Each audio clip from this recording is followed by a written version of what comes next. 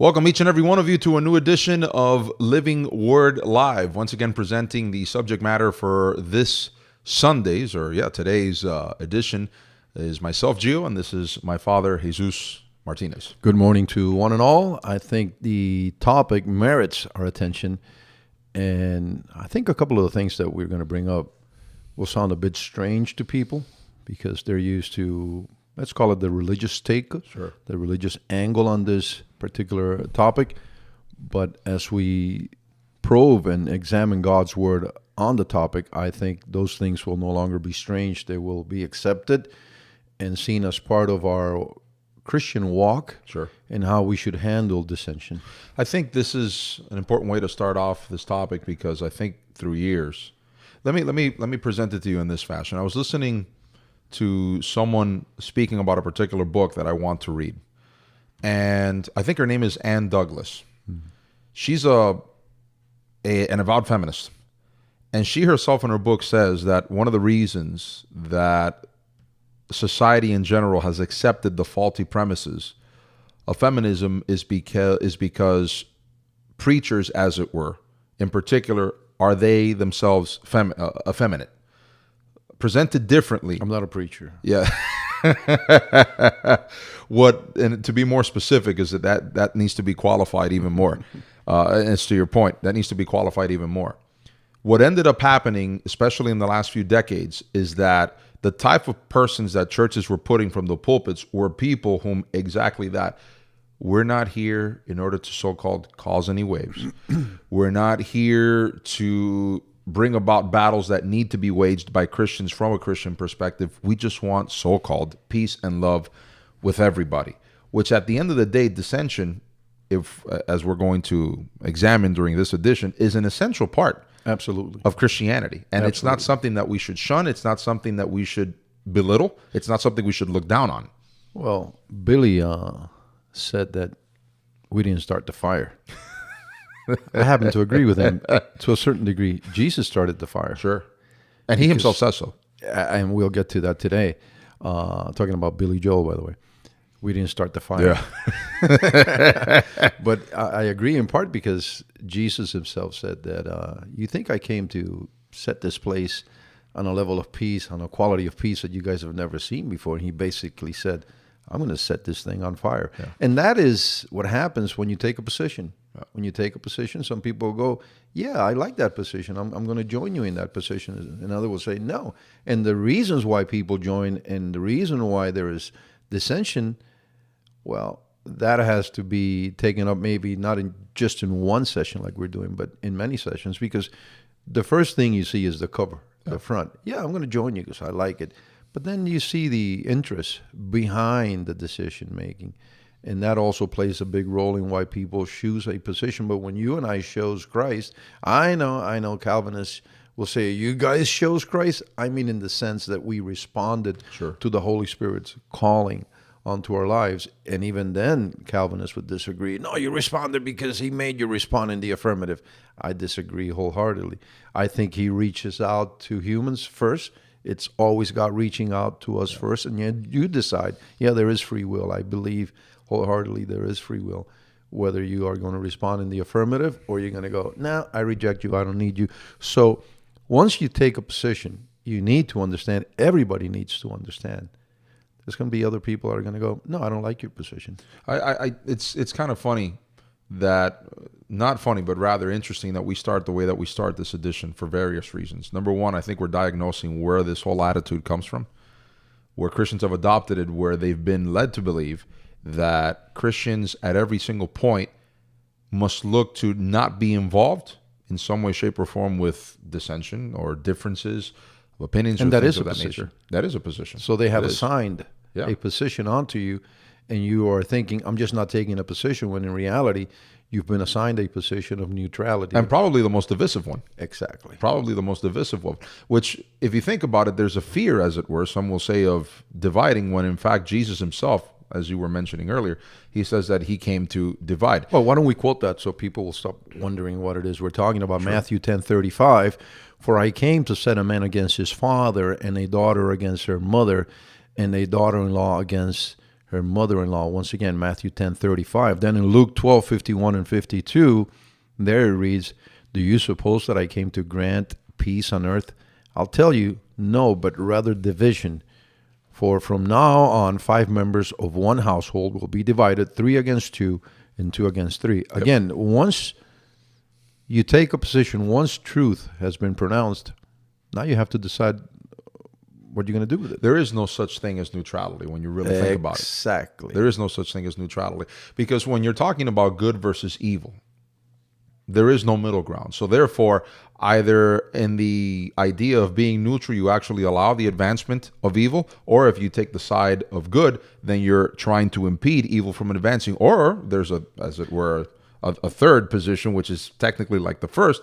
You actually wholeheartedly endorse evil and promote it. Well, that's why I was saying you've been assigned a position and you think I'm neutral on this. No, you're actually helping one side or the other. And most usually, you're helping the side that is not based on the Bible, because they seem to be the most vociferous ones, and they for certainly are the ones that are telling you stay out of it. Sure, absolutely. This is why I started the way that I started with this edition, with quoting Ann Douglas, because one of the things that she points out is that many of these modern ministers, what they ended up doing, they had very shaky backgrounds. She goes on to denote that many of them were raised by single mothers. And one of the things that she denotes in her book is that women necessarily are into this whole thing of conflict resolution. There's a reason why human resource departments, as it were, are filled with women more than anything else. But women have their own particular way of what they call resolving conflicts. And in reality, many instances is that it's not actually a resolving of a conflict. It's actually exacerbating the conflict by arriving at a solution that isn't, in fact, a solution. Which includes being fired. I agree. Demoted. Exactly. But that's not violent. It's pretty close to violent in my book. Well, to your point, look at what's happening because in even society. God says that words can be violent. Sure. So if words can be violent, threatening, how much more than if you lose your livelihood? Look at what's happening in now modern society. You arise against the status quo, we're going to take your job away. We're going to take your economic livelihood away. And then they go on the flip side of that. Well, he had to steal, Your Honor, and don't put away this life because he was deprived. And since he was deprived, then he had no other choice but to turn violent. And you see how the thing just escalates. Sure. And it's all based on conflict resolution. Conflict resolution. One of the things she mentions in her book is that a lot of these men that are now occupying the pulpits were raised by single mothers, and they have an effeminate way of seeing things. Why do I say effeminate? Because in Jesus' own life, we see that he didn't shun conflict. As a matter of fact, when you look at the way that Jesus responds to certain people, many Christians don't have a stomach. They would not be able to stomach the way that Jesus would respond. Well, they hide to people. these verses, like the two that we've chosen for this edition of Living Word Life. They just hide them. They refuse to tackle these issues. I guess we don't care. We're going to tackle it anyway. Well, to your point, let's take one of the most basic commandments that Christ gives us with respect to, let's call it conflict resolution within the church. It says, if your brother has offended you, go to him and, as it were, tell him, you've offended me in this manner. What is it that most Christians do? No. I don't want to cause any division. I'd rather not there be any issues. But brother, water under the bridge, water. But the problem is still there. Yeah, absolutely, it's still there.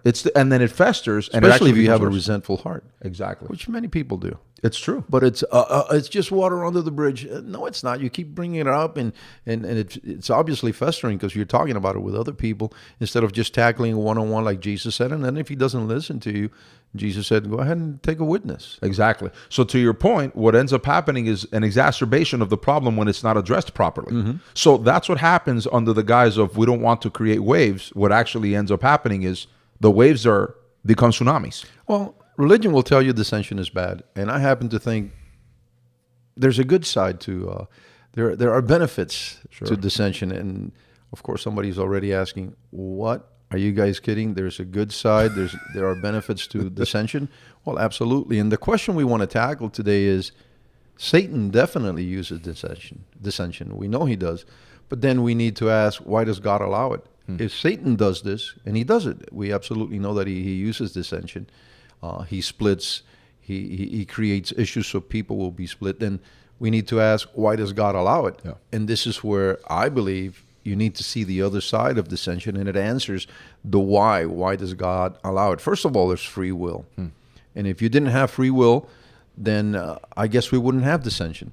Because the reason why it takes place is because there's a position. Sure. Some people say, I'm with you on that. Others will say, no. Exactly. And there are other verses that hopefully we can consider today before the end of the transmission. But if you have free will, then you can understand that dissension is going to have a certain place within a company, within a family, within society. If you don't have free will, then everybody's wired the same way. We're all thinking the same thing, and therefore there is no free will. So even when the Calvinists are telling us no free will, or then you get the other faction of the Calvinists, yeah, but not as it pertains to salvation. They know it's out there. Free will is here. Sure. God gave it to us, because there are many ways of approaching the subject matter that shows you that free will is here. Now, again, once you have a position, in the case of Jesus, I am the way, the truth, and the life. That's a position. Yep. Oprah comes along and he says, no, he is one of the ways.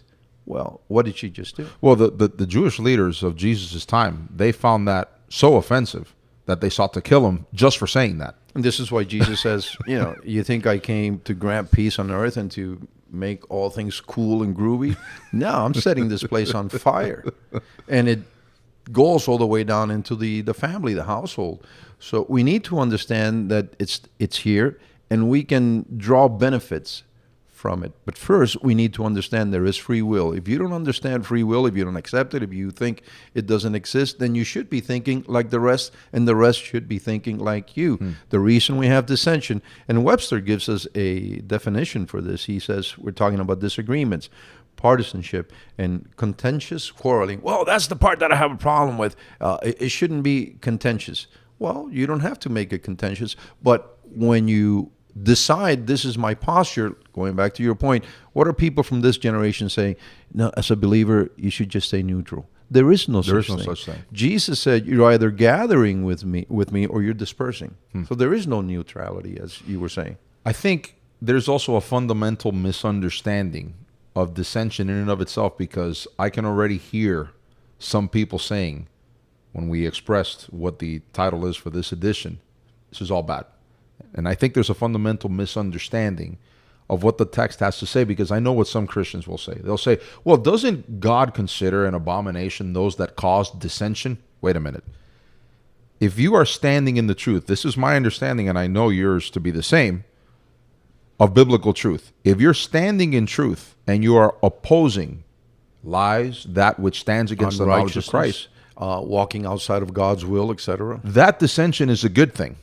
To your point, then Jesus was, if what the religious people are saying is true, then Christ was an abomination to God. Well, and to further cement your point, what I think many Christians misunderstand is that when they reach for those verses in an attempt to make all dissension look bad, as if God disapproves of it, then we would have to state that in some way, shape, or form, God is at fault, like you were just saying, for all of these things, even though he tells us that in the midst of persecution, in the midst of pressure to abandon truth, that we should stand strong, then I guess God himself is the one that's at fault for all of these things. By the way, let's clarify this even more. When it says in the Old Testament that among other things that God hates as an abomination is dissension amongst brethren, it's specifically those that bring about the things that were to move believers away from the truth and away from fellowship grounded on the truth of the gospel. That's the dissension that God detests, not the one where we say we're standing on truth, on the truth of the gospel, and nothing's going to move me away from that,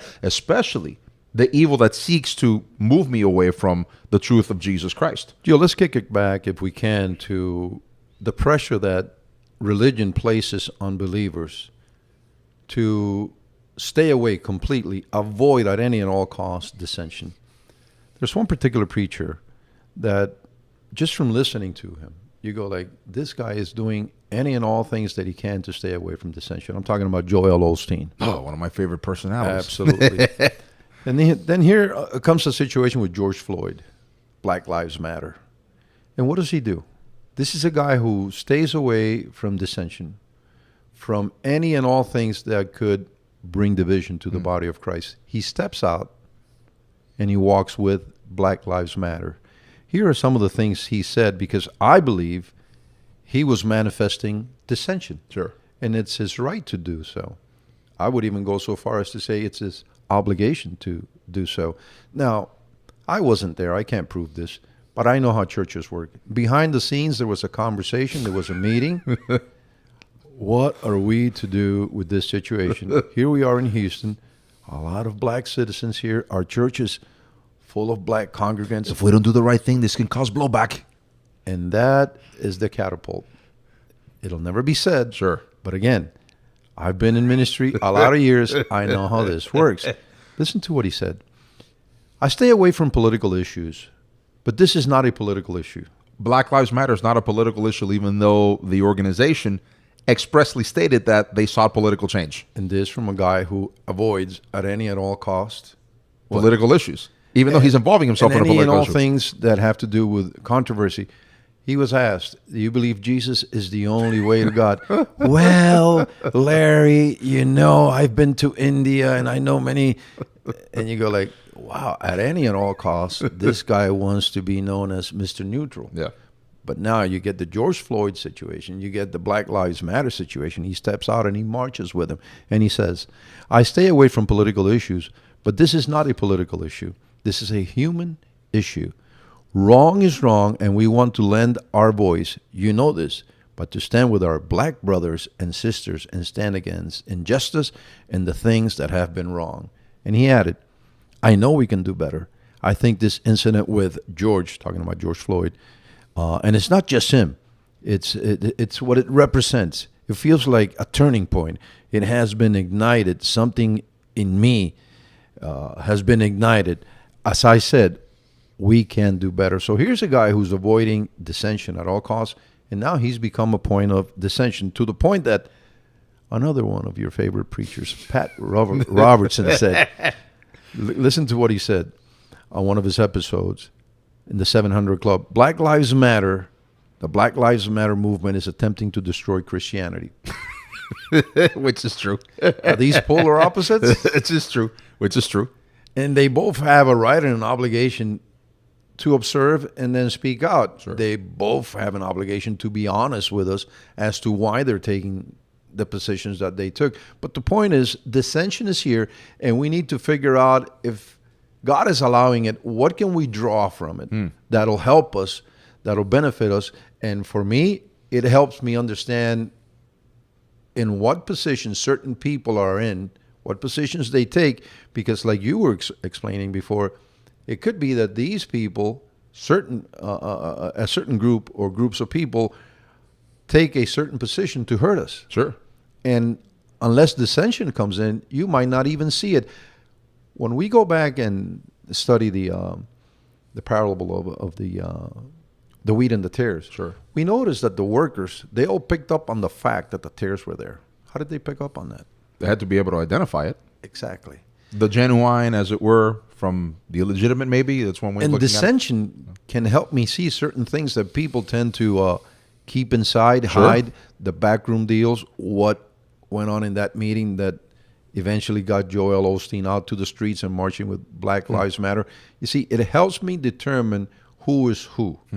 Because we cannot live, we cannot exist, I'm going to say, in tranquility, not knowing who the people that surround you or what the people in your circle are all about. And so I think dissension brings about this revelation. I just go by what the Holy Spirit reveals to me. Fine. If that's your walk, that's fine. But I see this dissension as something that I can use because it helps me see who is who, what are their positions and postures in life. And believe it or not, when I see these things, I can take certain decisions, make certain decisions that will protect me, will protect my family, will protect my faith and my walk with Christ because I know who I'm dealing with. Well, let's look at the other angle of that, the other side of what you've just mentioned, using Joel Osteen as a microcosm of this. When he marched with this group, he legitimized a group that, in essence, caused terrorism throughout the United States. How many businesses were destroyed by Black Lives Matter under the auspices of we're a repressed minority, and they took it out on people that had and their businesses that had nothing to do with this so-called repression. And Joel Osteen stayed quiet because while people's livelihoods were being destroyed in those so-called pacific or peaceful protests in different places like Minneapolis. What about the situation now that, as was discovered recently, that George Floyd did not die because Derek Chauvin had put his knee on his neck, but rather he died because of a elephant amount of fentanyl overdose, and now And there's Chauvin's evidence out there that this is not the first time he had gone through an incident like this. As a matter of fact, some of the words, some of the things he expressed while being arrested were identical to the previous case. I'm sorry to interrupt. But it's a good point you bring up, because now there's a man languishing in jail for something that he didn't do, and he was stabbed 22 times, right? Oh, and very curiously, they find out that the guy that stabs him in federal prison is a former FBI informant and former cartel member. Interestingly enough, they find these things out. What's he doing in jail? Good question. But then we ask ourselves, is Joel Osteen going to come out and now apologize to all of those people that were damaged by the riots? Of course not, because one of the problems we have in this country is that everything after a week gets swept under the rug because there's a new item, there's something else that the press is focused in on, and so everything is forgotten. But then to your point, look at that side of dissension. Look at what that dissension brought about, the destruction of property, the destruction of lives, while he, to your point, because you're able to see things via properly used dissension, wash his hands so that he and his organization wouldn't be touched as it were by the blowback. So why didn't he stay neutral?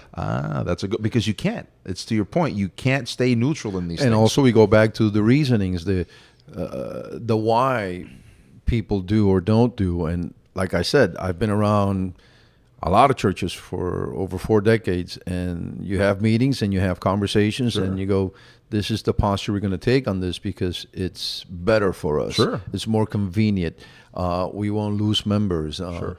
The giving will not take a dip, et cetera, et cetera, et cetera. So what you're saying also is that the motivations weren't pure. So if the motivations are impure, then that dissension is inherently evil. This is why when we stand before Christ in the Bema seat, he will judge us not according to what we do necessarily, but the intentionality, what Sure. drove us to doing what we do or did, or what made us stay in this position of, I'm not going to touch that. There's another way to also look at all of this. I find it interesting that Christians don't become righteously indignant at the original dissension. What do I mean by this? Satan inherently wants to divide and conquer. And everything that flows from that, Christians don't become angry at that. Many Christians become angry at those that are seeing the outpouring of that and are calling it out for what it is, and then they demand that those Christians be silenced. But Gio, I'm sorry to interrupt. Even when you take the neutral position, many times that's just a calculated position that you take. Sure. Because you go, if I stay neutral in this, I won't suffer any consequences. And the truth is that we are called to stand with Jesus, to walk with Jesus, no matter what the consequences that may bring. I'm sorry to interrupt. But it's a good point that you're bringing up, and it leads to what I'm about to mention, the example I'm about to give. I'm not going to give the names of these people because I don't want to give them any more popularity than what they have, even though a simple search engine usage will find out who these people are. Anyways, there was a guy that is a former writer and contributor to the Gospel Coalition. We've spoken about these guys and Tim Keller at length. Yep. They asked this particular preacher, this particular pastor in Michigan, to write an article about something that is happening in another state with another figurehead there with, let's call it an organization that has a massive outreach amongst evangelical Christians in the United States. And this pastor goes on to state that even though this other minister from the western side of the United States has done many good things, his language is too coarse. He tends to put off many people with many of his declarations, and he begins to nitpick away at what this pastor from the western side of the United States has done. And let me tell you, at least for me, he's benefited me, even though I have disagreements with him theologically. He's benefited me in this pastor from the West in many instances. Here's the interesting thing that somebody had brought up. This pastor from Michigan that is writing about this pastor from the West, he writes for an organization that has openly published articles that state the following, and I'm not making this up, look it up, the Gospel Coalition's website. How we can take gospel-themed ideas from Taylor Swift's music. One particular writer actually said that we can learn gospel themes from movies that are almost rated X. These are the things that they post on this website, and someone and I think rightfully so, commented, "So this pastor from Michigan doesn't take issue with this website and how they're exalting sinfulness, yet he takes issue with a pastor from the western side of the United States for so-called coarse language in his presentations." Very interesting. So it goes back to the dynamic that I had presented earlier. Many Christians will balk. They will become absolutely incensed when they hear you and I speak about dissension being a good thing used rightfully. And yet, when evil is at their doorstep, the very thing that they could use in order to stop it, dissension they don't, and they become incensed at people like you and me for bringing the truth about these things. Well, I think you'll remember when Promise Keepers had its peak moment. How many promises did they keep? Well, they added 7 to the 10 Commandments, let's put it that way. And once again, what were they tackling if you think about it? Yep. Women have been oppressed by men, therefore we must make these 7 promises, because they didn't express it this way. The feminists are demanding this, and we think they're right, and we're going to yield to this. Appeasement. So you're mentioning that's another thing that comes from dissension wrongfully used. Appeasement. Exactly. And what did he say? The Beatles are prophets. He called the Beatles prophets. So why couldn't John Lennon foresee his death in New York City by one of these guys? I forget the guy's name now. Here in 1 Corinthians 11, 18 and 19, we have a couple of verses that, for me, are very significant to this topic. For first of all, when you come together in the church, I hear that there be divisions among you, and I partly believe it. So they tell, the news gets to Paul, there are some divisions amongst the Corinthians. What is it that some would expect? He's going to say, "Stop it! No more divisions." Or you would have thought he would have said, according to the religious mentality, "You're gossiping, get away from me." He receives this. He receives this. "For there must be also heresies among you." And these first 3 words, for there must be, or for there must be. This has to happen. "For there must be also heresies among you, that they which are approved may be made manifest among you." And once again, this is 1 Corinthians 11, verses 18 and 19. So this is something that has to happen. And it answers the question, why does God allow it to happen? And then it brings us to the point, what can we draw from it? What can we glean from it? And I happen to think, not just what the Bible is saying here, so that they which are approved may be made manifest among you. I happen to believe that it gives me a step up, an advantage as to now I know who I'm dealing with. Sure. It won't be a surprise, or it won't come as a surprise to me, or whatever this person does will not catch me off guard, because I already know how he thinks about these important issues. I think in the first portion of this transmission, we've covered why Christians are uncomfortable with the idea of dissension, who inculcated it, et cetera, et cetera. But as you and I have said throughout the years, I think it's important to also give practical steps to do all the opposite of the wrong think and the wrong practice. And for me, I'll give you what my first step is, if we want to talk about steps in all of this, would be, I think we need to get comfortable with the idea that dissension is a part of life. Absolutely. I think if we are talking steps, that's the first one that you have to engage or bring into your life. I'm going to get comfortable with this. And within that first step, Jesus actually leads the way. And in getting comfortable, that means I'm going to respond in a way that won't offend God, but will help me honor God in keeping my posture, which He has assigned to me as a believer. Whilst understanding that your fellow man may get offended, and that's perfectly fine. He may just not, or she may just not want to ever have fellowship with me or talk with me or have any part of me at all, and I'm fine with that. Well, you mentioned it earlier from the text that you were reading, that Jesus says, guess what? The fire's here. I'm bringing it. You better get used to it. In essence, that's the way I interpret it. And he kept on, right? Exactly. Well, one of the most prime examples of what you just said is when Peter approaches Jesus. The crowds are leaving. This is a harsh word. And the first thing that Jesus says to him, you want to go with him? Yep. In other words, he read him an ultimatum, and you can tell that Peter was trying to influence him in the human way to think. But look at the opinions. Look at the crowds leaving. And Jesus couldn't care any less. You want to go with him? Where else are we going to go? And there were issues amongst them, even from the get-go. 2 disciples and their mom approached Jesus, and they did one of these. Listen, we'd like to petition you about something. in your kingdom, I'd like for one of my kids to sit to your left and the other one to sit to your right. And the others were listening to this and they became upset. Sure. So this has been around and it will stay around. But do we tackle it? Yes. Yep. Of course we tackle it. How do we tackle it? You started to show us how Jesus tackled it. Sure. Jesus was not in any way, shape, or form scared of men's opinions. He didn't care if they were going to like him or not. And that's something that I think we Christians have to get over. We've been taught by many churches and by many ministries and organizations that the first thing that you have to do is you have to ingratiate yourself with the sinner and not do anything so as to offend them. Well, guess what? That in and of itself is causing dissension, because now you're appeasing sinners and now you're trying to, in some way, shape, or form, fall into the good graces of sinners, when the Bible tells us automatically that they're so alienated, as it were, as we were at a given point. They don't want to hear these things. So guess what? You have to get comfortable with the idea that there are going to be people that are going to push you away because they don't want to hear the truth that convicts them of their sin.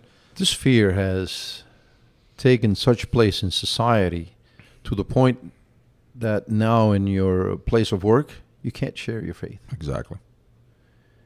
But who allowed that, to your point? We did, for being afraid of dissension. Exactly. That's exactly the point. And it gets to the point where you go like, I can't talk about this now. Some fearful people, they kind of appreciate these new systems because, to begin with, they don't want to share their faith. Exactly. They're timid, they're intimidated, etc. Fine, don't share your faith, but don't start preaching that, hey, this is a great idea that we can never share our faith. If a Muslim wants to talk to me about Islam and Muhammad, I'm glad to engage him in conversation. No, he can't do that, or can he? Well, they won't touch him, but they'll touch you because you're a Christian. Exactly. And so it's set in place in the workplace, in government, in life. We've helped them push out Christ.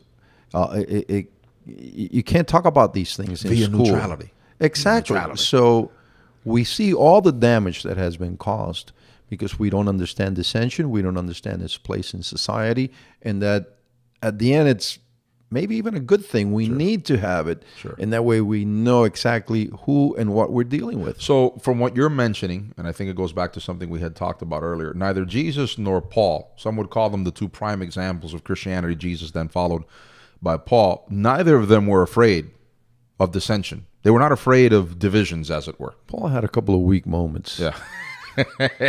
Where he was saying, yield in no way, shape, or form or measure to the Judaizers. And then he goes, yeah, I think I'm going to do this with Timothy because... Circumcise him. So, but for the most part, he kept honest to this principle that he shares with us in his letter to the Corinthians. But that's another important point to make. Weak moments. But I'm glad you mentioned it because I think we were having a private conversation about this the other day, and I'll let you all to be privy to it just a little bit. You feel privileged to do so. But I think one of the things that you had mentioned, and correct me if I'm not phrasing it correctly, is that what many Christians don't understand about the scriptures is that even a man as venerated, dare I use that word, as the Apostle Paul is among many Christians, even in his own writings, God allows the back and forth that he had in his own mind to stay there so that we can see his humanity come forward, as it were. The religious minded, those that see things through those glasses, will say, no, God's word is perfect and there is no contradiction, and Paul never had two positions on one issue.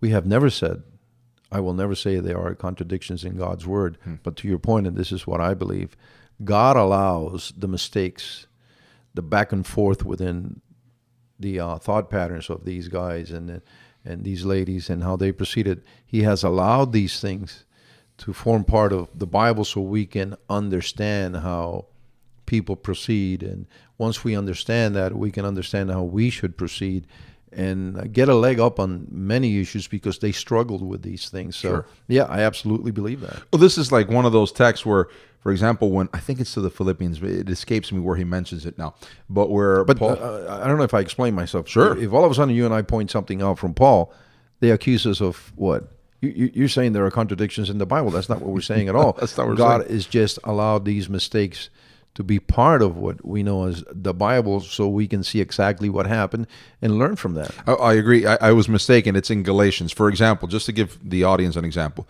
we read in Galatians 6:1, "Brethren, if a man be overtaken in a fault, ye which are spiritual, restore such a one in the spirit of meekness, considering thyself, lest thou also be tempted. Bear ye one another's burdens, and so fulfill the law of Christ." I hear many Christians clinging to that, saying, you see, you have to bear my burdens. Very astute from these people. But then Paul... They don't go emphasizing, I'm going to bear your burdens. But this is where Paul, to what we're talking about, Paul recognizes this, and he says, "For if a man think himself to be something, when he is nothing, he deceives himself. But let every man prove his own work, and then shall he have rejoicing in himself alone and not in another. For every man shall bear his own burden." You see, these are the things that appear in the text that if you read them isolated, you'll say, this looks like there's a contradiction. No, this is covering the gamut, as it were, because we humans, at the end of the day, it can be complicated, and humanity, as it were, in its activity can be complicated and detailed. So going back to with respect to the steps, I think the first step is we have to get comfortable with dissension. We have to be comfortable with it. And number two, if I can throw a number two in there, sometimes via dissension, we get a better product. Sure, absolutely. Because we could be dancing, embracing something that is not 100% correct, like Priscilla and Aquila. Sure. They had to be corrected, or they corrected Apollos. Sure. They perfected his walk a little bit. So one could say, there was dissension there. There was no dissension. But even if we want to look at it as dissension, we could see dissension as bringing a correction to something that needs to be corrected. Well, it's talking about language. When you read certain prophets of the Old Testament, and you read certain things that God himself uses, like through Isaiah, for example, it seems like there was an emphasis by God to Israel for its harlotry. And he continues to mention that. As a matter of fact, there's some what we would call coarse language. Yep. How God describes how Israel's activity was. It says, you guys aren't even, and I'll try to mention it in the following way because I'm paraphrasing here. God basically tells Israel, you're not even a costly whore. You're a cheap whore. You give yourselves away for free. You open your legs on the street corners. You're not one of the best ladies of the night. Exactly. So you hear this, you're reading this, and you're thinking, wait a minute, this is God that's telling us, people like Isaiah, to say these things, but yet we get uncomfortable with preachers that are telling us this is the truth of the matter. But you know what? I'm going to say something that's going to make people uncomfortable. The people that become uncomfortable with this is because they are uncomfortable with the people that bring forth their little shell that they've created for themselves. They don't want to be brought out of that comfort shell, which we have to. Most improvements in society have come about because of dissension. Dissension. Then Absolutely. you get a better form of government, a better citizen, a better human being. And it's the same with the gospel. How many things were taught by the Catholic Church that today we go like, really? Yep. They actually embraced that? Yep, they did. And some people came up and said, we disagree with this. Yep. And at the cost of their own lives. Exactly. And what do we get? A better product, something that is closer to what Christ really taught. So, yeah, you have to get comfortable with it. And number two, you need to see what it shows you. Yeah. The different opinions and factions and ideas that are put out there, and then embrace the one that is closer to what you see in the Bible. Absolutely. I wholeheartedly agree. I don't know if you have any final thoughts to end this? No, I think that this is about it for now. Like I said, this is a topic that we can open up and maybe dedicate 2 or 3 sessions to it, because it's worth looking at it and staying with it until it becomes ingrained in you. Yep. Otherwise, the mindset, the religious mindset, insists so much that you stay neutral. Yep. That you will probably embrace that and not what we have taught today. Absolutely. Well, folks, we thank you so much for viewing this transmission. We'd like to let the audience know of a couple of things. We had already told the persons that they show up to the live meetings that, and if you'll notice that there was a change, we are doing this now henceforth in English. You had made an announcement through Telegram. We had posted it also on Facebook that now Living Word will go exclusively in English from here on forth, and there will be a change in the new year. Coming January, we're going to start debuting new podcasts that'll be available to our audience through a website that we will debut. We'll announce that in the upcoming weeks. Podcast dealing with women's issues. We're going to have a podcast like this where Dad and I, we discuss, nothing is off the table, but looking at things, as it were, from a Christian perspective. We're going to have editions talking about polemics and apologetics and things of that nature. All of that will debut on a new website in the new year in English. We would just ask you to help us spread the word. If you have not yet subscribed to our channel on Telegram, we would ask you to do so. You'll find it on the base, as it were, of this video, t.me/PV Miami. The reason that we're asking people in particular to subscribe to our Telegram channel is because of that we noticed through Facebook and even now through YouTube, they're beginning to suppress our content. Since the channel has been growing, more people have been added on. They're beginning to try to suppress the numbers, suppress the outreach and things of that nature. And Telegram, from what we've noticed, hasn't been doing that. So we would encourage you to bookmark our page in the upcoming year. We're going to update that on a daily basis, and also through Telegram, you'll receive the updates as to when we're going to go live, when the new podcasts are posted.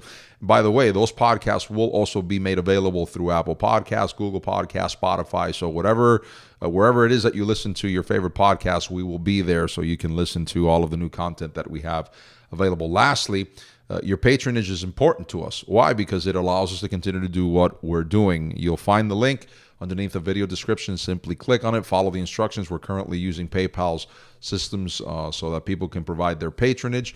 Whatever the Lord places in your heart to help us to continue this, we would ask you to do so. Click on that link and follow the instructions. We thank you beforehand for your patronage and also for your support of this ministry. We will meet again on Wednesday at 8:30 p.m.